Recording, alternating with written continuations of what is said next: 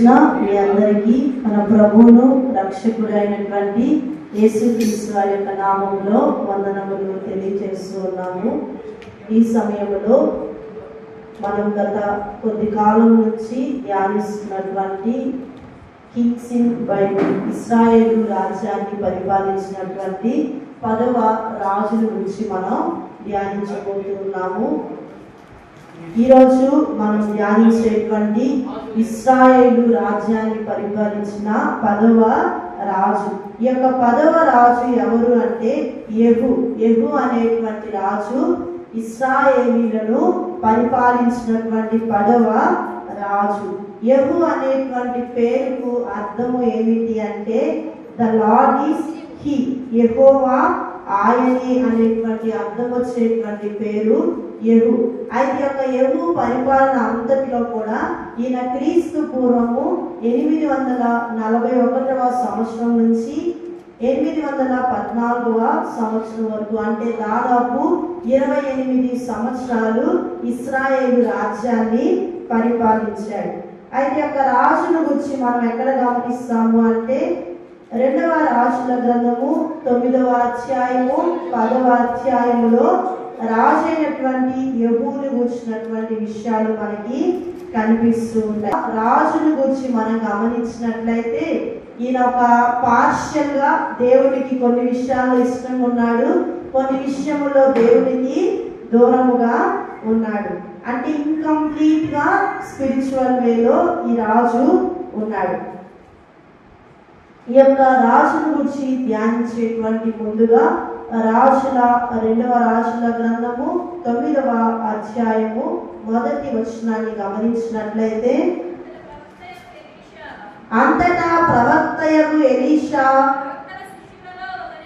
ప్రవక్తల శిష్యులలో ఒకరిని పిలువనంపించి అతనితో ఇట్లా, నీవు నడుము బిగించుకొని ఈ తైలపు గిన్నె చేత పట్టుకొని రామోత్గిలాదునకు పోయి అచట ప్రవేశించినప్పుడు నిమ్షీకి పుట్టిన యెహోషాపాతు కుమారుడైన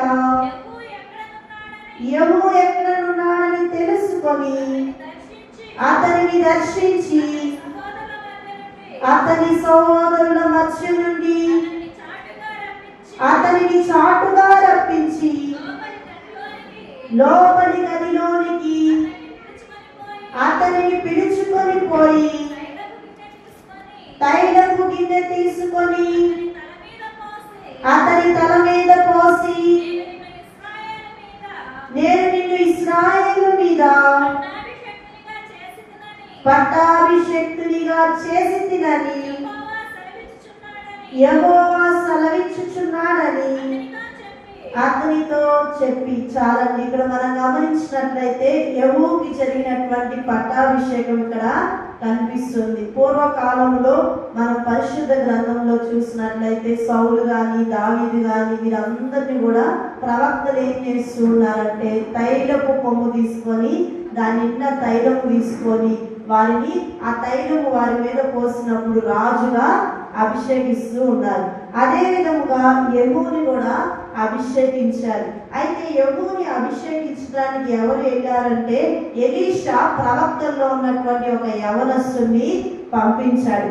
అయితే ఒక సీక్రెట్ గా అతని యొక్క అభిషేకం అనేది జరిగింది. తన యొక్క సహోదరులందరికీ తెలియకుండా ఒక సీక్రెట్ గా అతన్ని అభిషేకించారు. ఎందుకంటే అతని చుట్టూ చాలా థ్రెట్, లేకపోతే చాలా అపాయకరమైనటువంటి పరిస్థితులు అన్నీ ఉన్నాయి.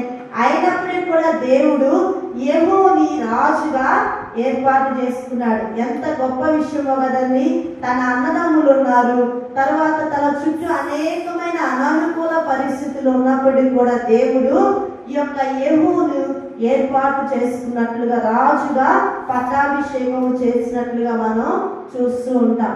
అయితే ఇతని యొక్క తండ్రి పేరు ఏమిటి? మనం చదివినటువంటి వచనంలో నిమ్షీకి కుమారుడు. యెహూ ఎవరి యొక్క కుమారుడు అంటే నిమ్షీకి కుమారుడు. యెహోషాపాతు యొక్క వారసుడుగా ఇతడు చెప్పబడుతూ ఉన్నారు. అయితే యెహూ చేసినటువంటి కొన్ని మంచి పనులు మనం గమనిద్దాం. రెండవ రాజుల గ్రంథము 10వ అధ్యాయము 1వ వచనాన్ని గమనించినట్లయితే, షోమ్రోనులో ఆహాబునకు 70 మంది కుమారులుండిరి. చాలండి. అదేవిధంగా 11వ వచనం, 10వ అధ్యాయం 11వ వచనం, ఈ ప్రకారము యెహూ ఇశ్రాయేలులో ఆహాబు కుటుంబీకులందరినీ, అతని సంబంధులకు గొప్పవారినందరినీ, అతని బంధువులనందరినీ,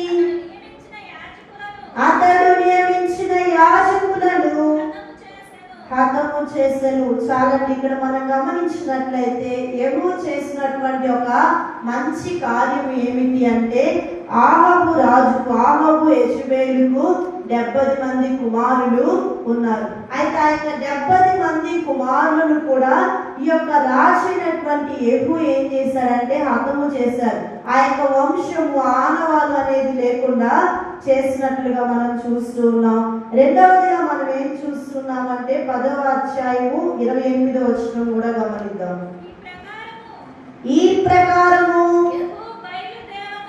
యెహూ బయలుదేవతను ఇశ్రాయేలు వారి మధ్య ఉండకుండా నాశనము చేసెను. ప్రియమైనటువంటి వారులారా, రెండవదిగా యెహూ ఏం చేశారంటే బయలు దేవతను ఇశ్రాయేలు మధ్య అసలు ఉండకుండా, ఆ యొక్క విగ్రహారాధన లేకుండా కంప్లీట్ గా ఆ యొక్క విగ్రహాన్ని తీసివేశాడు.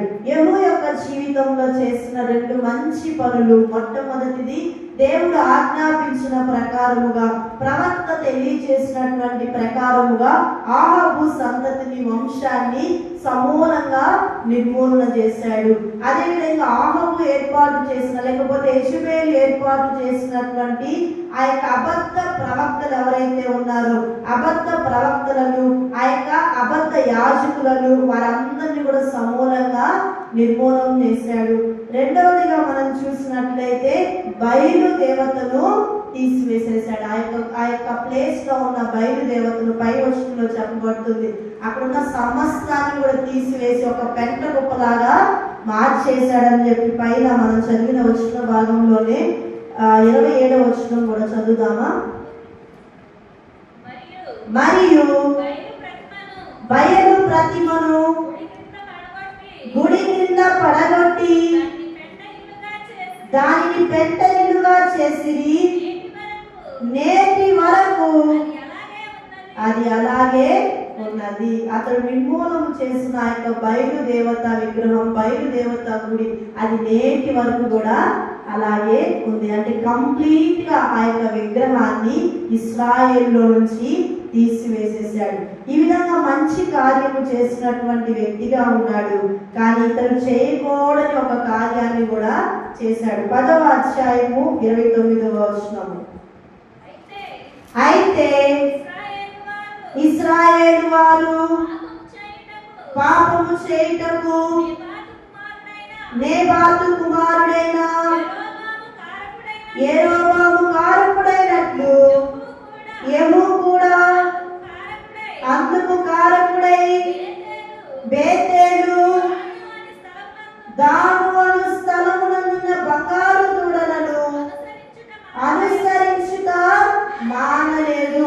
ప్రియమైనటువంటి వారులారా, మనం చదివినటువంటి వచ్చిన భాగంలో మనం చూసినట్లయితే యెరోబాము కాలం నుంచి వస్తున్నటువంటి ఈ యొక్క బేతేలు దాను ప్రాంతంలో ఉన్న ఆ యొక్క 2 బంగారు దూడలను పూజించడం మాత్రం మానలేదు. దాన్ని ఇంకా ప్రోత్సాహపరుస్తూనే ఉన్నట్లుగా యెహూని గురించి మనం చూస్తున్నాం. అంటే ఒక విషయంలో మంచిగానే కనపడుతున్నారు, కానీ మరొక విషయంలో దేవుని ఆజ్ఞను అతిక్రమించేవాడిగా కనపడుతూ ఉన్నాడు. ధర్మశాస్త్రం అంతట్లో కూడా దేవుడు ఇచ్చిన ఆజ్ఞ ఏమిటి అంటే, మీరు దేని రూపమునైనను దేని ఆకారమునైనను మీరు చేసుకోవద్దని చెప్పి దేవుడు ఆజ్ఞాపించాడు. నేను తప్ప వేరొక దేవుడు మీకు ఉండకూడదని ఆజ్ఞాపించాడు.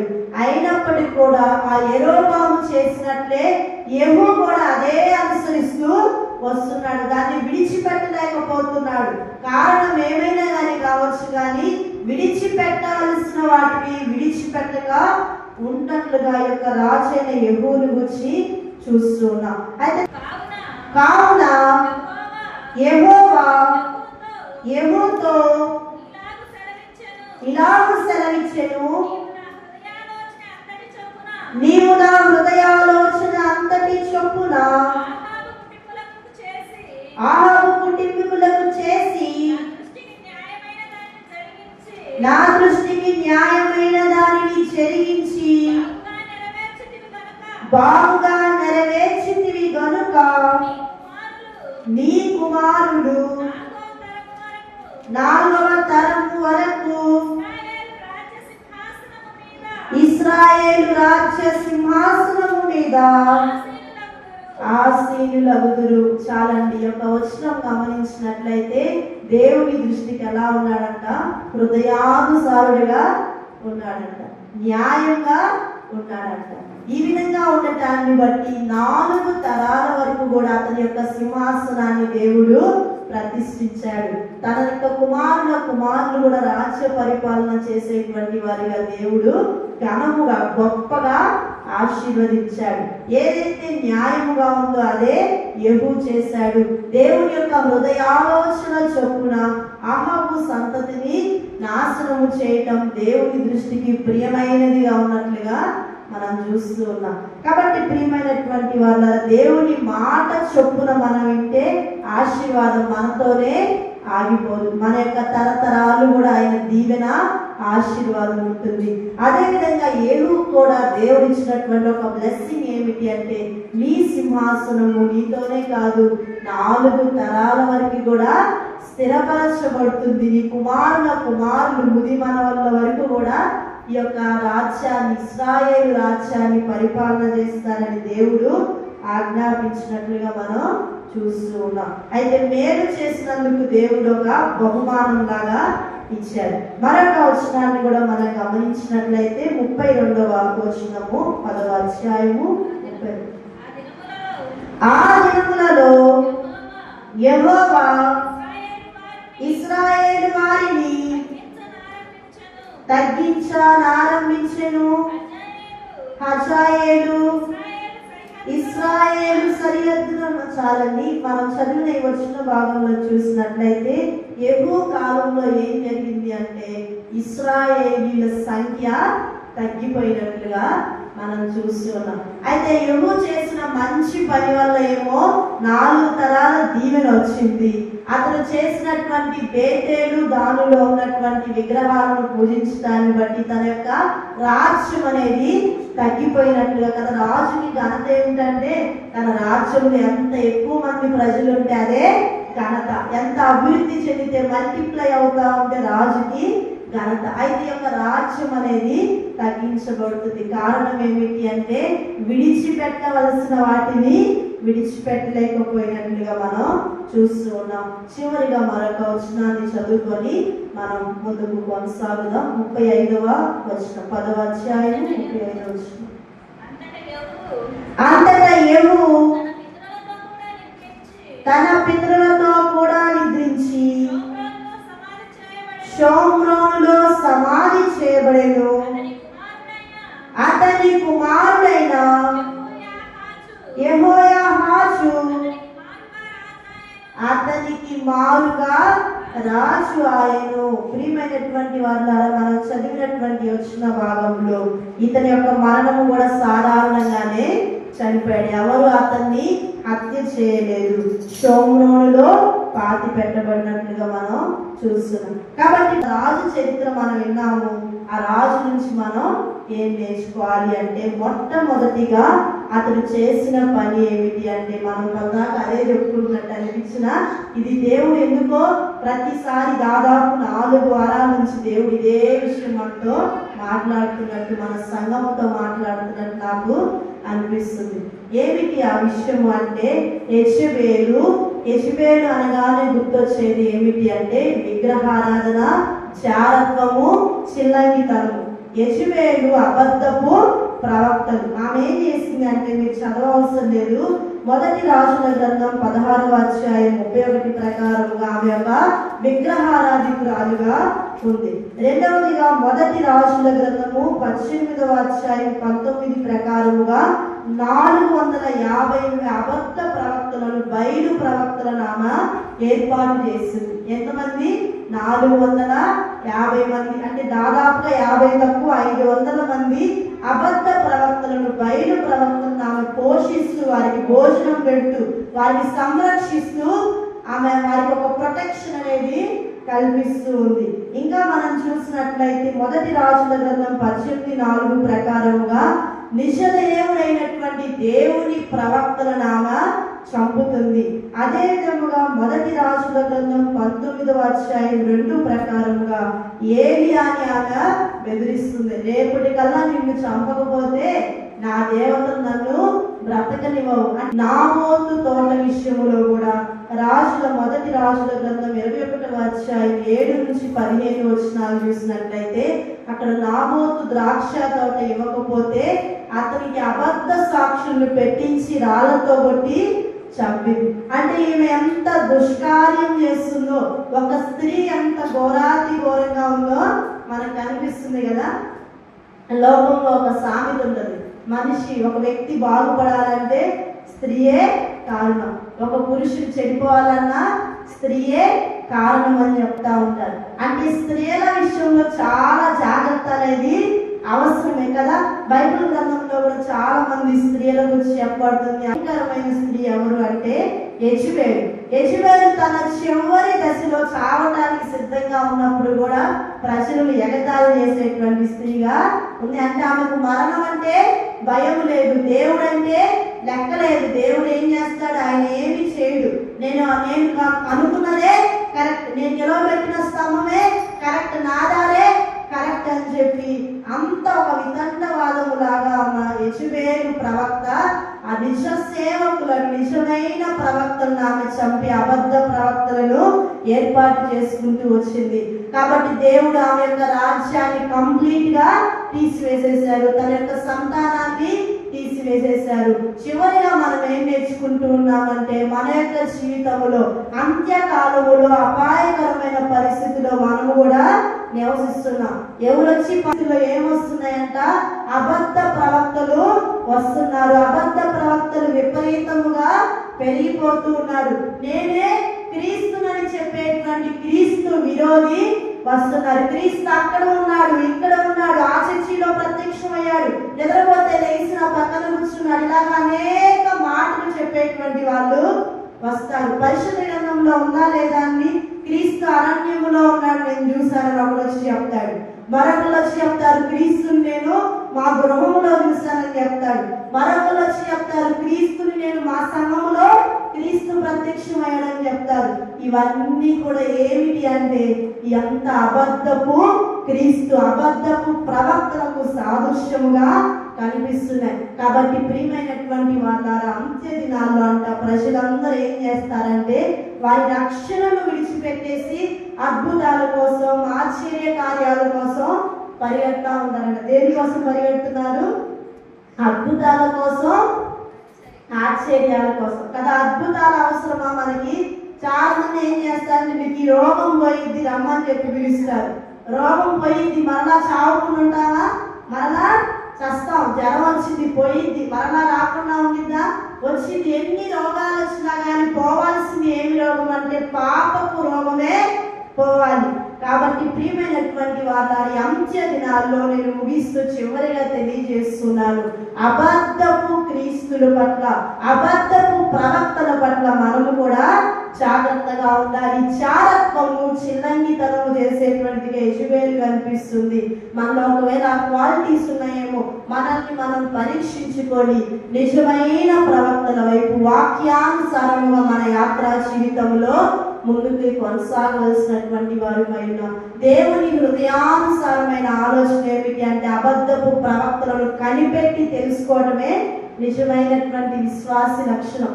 వారు ఎలా ఉంటారంటే గొర్రె చర్మం వేసుకున్న తోడేలులాగా ఉంటారంట, మందను చెదరగొడతారంట, నిజమైన సంఘాలను కూలగొడతారంట. వారి పేరు కూడా ఏముంటుందంటే వాళ్ళు కూడా క్రీస్తు పేరే పెట్టుకుంటారు, కానీ వారు క్రీస్తు వారు కాదు. వారి సంఘం పేరు కూడా యేసు క్రీస్తు అనే ఉంటుంది. వారి సంఘం పేరు పరిశుద్ధ గ్రంథంలో ఇంకా మంచి మంచి పేర్లు ఉంటాయి, కానీ వారు ఎవరు కారు? నిజమైన ప్రవక్తలు కాదు. వారు క్రీస్తు విరోధులుగా చాలా మంది ఉన్నారు. కాబట్టి మనం ఏం చేయాలంటే మనము కూడా లేఖనాలను పరిశోధించి ఆత్మానుసారంగా ముందుకి కొనసాగాలి. అద్భుతాల వైపు, ఆకర్షణల వైపు మనం వెళ్ళవలసిన అవసరం లేదు. దేవుడు అల్లరికి కర్త కాదు. ఎక్కడ అల్లరి ఉంటే అక్కడ జనాలు ఎక్కువ ఉంటా ఉన్నారు. అదేవిధంగా ఎక్కడ అద్భుతాలు జరుగుతున్నాయి అంటే అక్కడికి వెళ్తున్నారు. ఈ మధ్య కాలంలో చూసినట్లయితే చాలా మంది ఏమని చెప్తున్నారు? మీ జీవితంలో ఈ కార్యం జరిగిద్ది అని సోది చెప్పేటువంటి వాళ్ళ దగ్గరికి వెళ్తున్నారు. కాబట్టి దైవ సేవకులు సోది చెప్పే వాళ్ళు కాదు, వాళ్ళు రక్షణ సువార్తలు ప్రకటించే వారి నిజమైన దైవ సేవకులు. క్రీస్తు వారి యొక్క శిలువ, మరణము, పునరుద్ధానమును ప్రకటించే వారి నిజమైన క్రైస్తవులు. బైబిల్కి వ్యతిరేకంగా ఏది చెప్పినా కానీ వారు అబద్ధపు ప్రవక్తలే. చాలా విషయాలు చాలా ఈ లోకంలో చూస్తున్నాం. కల్పిత బోధలు, కల్పితమైన విధానాలు, మహత్కార్యాలు అంటే ఇంకేవేవో కొత్త పోకడలు మనం చూస్తున్నాం. వాటన్నిటి జోలికి మనం వెళ్ళకూడదు. ఎందుకంటే మనం కలిగి ఉన్న కొద్ది విశ్వాసాన్ని జాగ్రత్తగా మనం ముందుకి కొనసాగించుకోవాలి. ఆ ప్రకారంగా చేశాడు కాబట్టి 4 తరాలు రాజ్యము యెహూ సంతానానికి వచ్చింది. రెండవదిగా మనం ఏం నేర్చుకుంటున్నామంటే విడిచిపెట్టవలసిన వాటిని విడిచిపెట్టాలి. ఆ యొక్క బేతేలు, దానిలో ఉన్న దూడల ఆరాధన విడిచిపెట్టలేకపోయారు.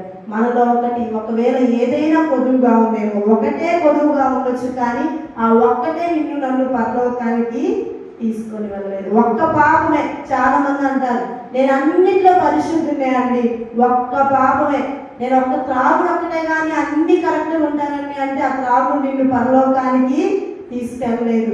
ఆ యొక్క వ్యభిచారం మనల్ని పరలోకానికి తీసుకొని వెళ్ళలేదు. ఏదైతే మనకి దేవునికి అడ్డుగా ఉందో ఆ ఒక్క పాపమైనా కానీ మనల్ని దేవుడి నుంచి దూరం చేస్తుంది. కాబట్టి దాన్ని మన నుంచి తీసివేసుకోవాలి. ఆ యొక్క దూడలను ఆరాధించారు, విగ్రహ పూజ చేశారు, దానివల్ల రాజ్యము తగ్గిపోయింది. కాబట్టి మనం మల్టిప్లై అవ్వాలని దేవుడు మన నుంచి కోరుకుంటున్నాడు. కాబట్టి మనం కూడా ఏం చేయాలి అంటే విడిచిపెట్టవలసిన వాటిని విడిచిపెట్టాలి. ఎప్పుడైతే మనం ఒప్పుకొని విడిచిపెట్టామో కనికరాన్ని పొందుతాం. అంతేగాని మనం జీవితం అంతా కప్పుకొని దాచిపెట్టుకుంటే చివరికి ఏమైందంటే మన బ్రతుకు సున్నము పెట్టిన సమాధిలాగా మారిపోయింది. పైకేమో అంతా తెలిపే మంచి మాటలే, మన ఉదయం ఎట్లా ఉండదంట, ఎట్లా ఉంది సమాధిని ఎప్పుడైనా చూసారా? ఇన్వెస్టిగేట్ చేసేటప్పుడు ఆ సమాధి చేసిన వారం తర్వాత 10 రోజుల తర్వాత తీస్తే ఎట్లా ఉంది? కంపు కొట్టింది. ఆ వాసన ఎవరు కూడా చూడలేదు. కుక్క చచ్చిపోయినా కానీ ఆ వాసన భయంకరంగా వస్తూ ఉంది. మనిషి కూడా అంతే. కాబట్టి అటువంటి స్వభావం మనలో ఉందేమో మనం పరీక్షించుకొని మనల్ని మనం దేవునికి ఇష్టలుగా ఉంచుకోవాలి. ఈ రాజు యొక్క జీవితంలో కూడా చేసిన 2 మంచి పనులను బట్టి 4 తరాలు ఆశీర్వదించబడ్డాయి.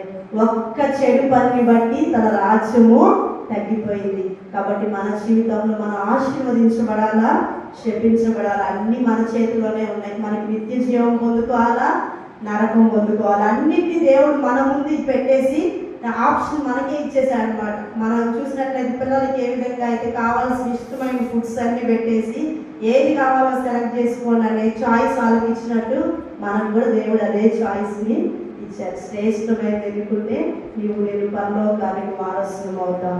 అనవసరమైనవి విడిచిపెట్టాల్సినవి పట్టుకుంటే నష్టమే కలిగింది అని చెప్పి యెహూ యొక్క జీవితం నుంచి మనం నేర్చుకున్నాం. తర్వాత అతని యొక్క కుమారుడు అతనికి మారుగా రాజు అయ్యాడు.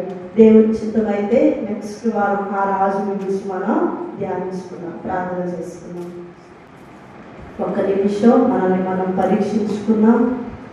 హృదయపూర్వకముగా దేవుని హృదయాలోచన ప్రకారముగా అబద్ధ ప్రవక్తలను ఎక్కువ కనుక్కున్నట్లుగా మనం చూసుకున్నాం. మన యొక్క జీవితంలో కూడా ఒకవేళ అబద్ధ ప్రవక్తలు, మహత్కార్యాలు, సూచక్రియలు, క్రీస్తు విరోధులు ఒకవేళ మనల్ని పరామర్శిస్తున్నారేమో, మనం వారి పట్ల మక్కువ చూపుతున్నామేమో, ఒకసారి మనల్ని మనం పరీక్షించుకొని శ్రేష్టమైన పరలోక రాజ్యాన్ని మనం పోగొట్టుకోవద్దు. అల్పమైన వాటి కోసం ఆ పరలోక రాజ్యాన్ని మనం పోగొట్టుకోవద్దని దేవుడు మనకు తెలియజేస్తూ ఉన్నాడు. విడిచిపెట్టవలసిన వాటిని ఎందాక పట్టుకొని ఆయనను బాధపరుస్తావు, నిన్ను నీవే బాధపరుచుకుంటావు. దేవుడు నీతో స్పష్టంగా మాట్లాడుతున్నాడు. ఆయన మన నుంచి కోరుకునేది ఏమిటి అంటే పరిపూర్ణత. 100% నీవు నేను పర్ఫెక్ట్గా ఉండాలని ఆయన కోరుకుంటున్నాడు. ఎందుకంటే ఆయన అన్ని విషయాల్లో పరిశుద్ధుడు. ఆయన ఎంత పరిశుద్ధుడు అంటే నా పాపాలు భరించినప్పటికీ కూడా శిలువ మరణాన్ని జయించినటువంటి సజీవుడిగా యేసుక్రీస్తు వారు ఉన్నారు. ఆయన పరిశుద్ధుడిగా ఉన్నాడు. నీవు నేను ఆయన వలె పరిశుద్ధులుగా ఉండాలి అని ఆయన ఆశిస్తూ ఉన్నారు. అటువంటి పరిశుద్ధత, అటువంటి పరిపూర్ణమైన విశ్వాసం, పరిపూర్ణమైన ప్రేమ, పరిపూర్ణమైనటువంటి దైవ భక్తిని మనం కూడా కలిగి ఉండాలని ఆయన ఆశపడుతున్నారు. ప్రార్థన చేసుకున్నాం. మహోన్నతులైన మా తండ్రి, సర్వోన్నతులైన మా దేవ, మీకే వెళ్ళలేని స్తుతులు స్తోత్రాలు చెల్లిస్తూ ఉన్నాం తండ్రి. దేవా, ఈ దినం ఇశ్రాయేలు రాజ్యాన్ని పరిపాలించిన 10వ రాజు అయినటువంటి యెహూని గురించి మేము ధ్యానించడానికి మీరు చూపిన కృపను బట్టి మీకు స్తోత్రాలు. దేవాని యొక్క హృదయ ఆలోచన చొప్పున ఉన్నప్పటికీ కూడా దేవా విడిచిపెట్టవలసిన వాటిని విడిచిపెట్టలేకపోయాడు. దేవా, మా యొక్క జీవితాల్లో దేవా మేము ఏదైనా పాపాన్ని, దేవా ఏదైనా వ్యసనాన్ని విడిచిపెట్టలేకుండా ఉన్నామేమో. దేవా, విడిచిపెట్టడానికి కావలసిన శక్తిని మీరు అనుగ్రహించండి. ఇక నుంచి పరిశుద్ధులుగా, ఇక నుంచి మీకు ఇష్టలుగా, మీకు విధేయులుగా ఉండే భాగ్యాన్ని దయచేయండి. ఇప్పటివరకు కీర్తనల ద్వారా, వాక్యము ద్వారా మీరు మాతో మాట్లాడినందుకు మీకు స్తోత్రాలు. ముందు నా కార్యక్రమాల్లో మీరే తోడైంది, జయకరంగా జరిగించండి. దేవా, ఈసీఎం రోస్ని ద్వారా ఎవరైతే ఈ లెసన్ వీక్షిస్తూ ఉన్నారో వారికి మీ మెండైన దీవెన కృప అనుగ్రహించండి. ప్రతి ఒక్కరికి ఒక లెసన్ ఆశీర్వాదకరంగా దేవా యుగాంతమందున్న మాకు బుద్ధి కలగటానికి ఒక గుణపాఠముగా ఉండటానికి సహాయం చేయమని దేవా, మీరు అక్కడ వరకు మేము పరిశుద్ధులుగా కలిగి ఉన్న విశ్వాసాన్ని జాగ్రత్తగా పట్టుకుంటూ మీ కొరకు సాక్షులముగా జీవించే భాగ్యాన్ని మీరు మాకు అనుగ్రహించండి. ఇక్కడ నిలబడి మీ పరిచర్య జరిగిస్తున్న మీ యొక్క దాసుడు దాసురాల్ని దీవించండి, ఆశీర్వదించండి. వారికి తగిన గొప్ప ప్రతిఫలాన్ని మీరు దయచేయండి. వచనముల వంటి ఆత్మను మీరు నడిపించండి. న్యూ హెడ్మోన్ మినిస్ట్రీస్ ని మీరు దీవించండి. మీరు ఆకడలో ఎత్తబడేటువంటి సంఘముగా ప్రతి ఒక్క ఆత్మ కూడా వచనముల వంటి ఆత్మలుగా, ప్రతి ఒక్కరూ పరిపూర్ణులుగా మిగిస్తులుగా ఉండే కృపను మాకు అనుగ్రహించమని త్వరలో రానైన యేసుక్రీస్తు వారి యొక్క నామములో ప్రార్థించి అడిగి వేడుకుంటున్నాము తండ్రి. ఆమేన్. అందరికీ